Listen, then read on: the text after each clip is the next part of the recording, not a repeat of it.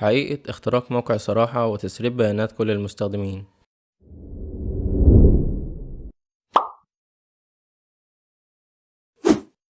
بسم الله والحمد لله والصلاة والسلام على رسول الله. اللهم صل وسلم وبارك على سيدنا محمد. مين أشرف ونوح اللي سربوا بيانات كل المستخدمين على موقع صراحة؟ اشرف، ازيك يا اشرف؟ الحمد لله. الحمد لله، الله يخليك. والله ازيك يا اشرف؟ عامل ايه؟ انا كويس. وكل شويه اسلم عليه وكل مره بشوفه اول مره. ايه ازيك يا اشرف؟ عامل ايه؟ الحقني، ازيك يا اشرف؟ انا كويس يا بيه. والله مش عارف ايه بقول لك ايه، والنبي روح اندهل يا اشرف. طب هل أنا بياناتي وإيميلي معرضين إنهم يضيعوا مني في أي وقت؟ أيوة، معرضين إنهم يضيعوا في أي وقت. طب إزاي أأمن نفسي من الموقع ده، وإزاي ألغي الحساب ومخليش الهاكر ياخد أي صلاحيات على إيميلي؟ هنعرف كل حاجة، بس تعالى الأول نعرف إيه سبب الاختراق وإزاي بيحصل.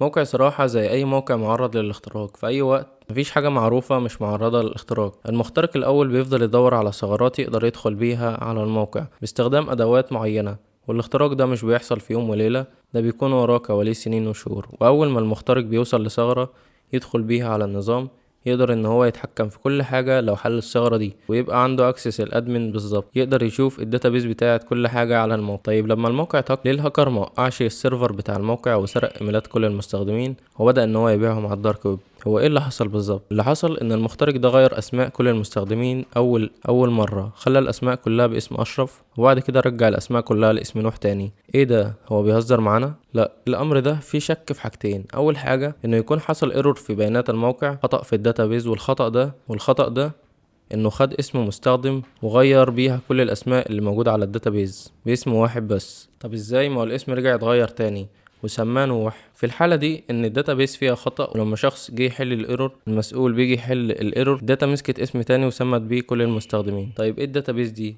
مش فاهم يعني ايه داتابيس؟ تعال اديك نبذة بسيطة عنها. الداتابيز ما هي الا شكل او هيكل تنظيمي لتخزين البيانات في الاستورج، والشكل ده بيسهل عملية ادخال واخراج وتعديل وحذف البيانات بسرعة وبكفاءة وبأمان. تعال اديك مثال عشان تفهم. دلوقتي اي موقع بيكون له داتابيز دي بيستخدمها عشان يخزن بيانات حضرتك. دلوقتي انت عشان تدخل مثلا على موقع صراحة، اول حاجة بتعملها التسجيل على الموقع.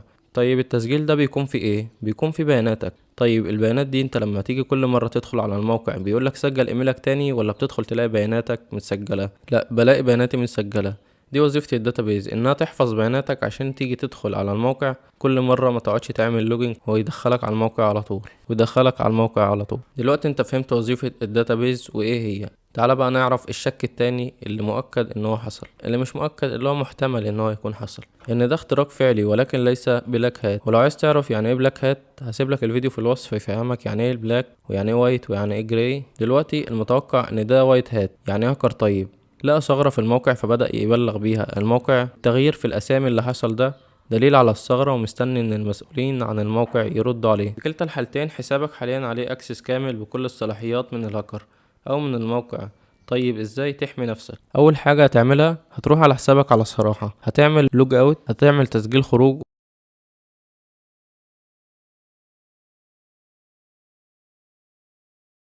هتدخل على الايميل بتاعك، هتضغط على ادارة الحساب على جوجل،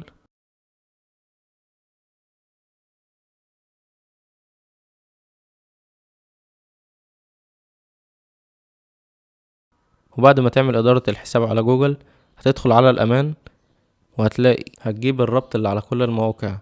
هنشيل الربط من على موقع صراحة،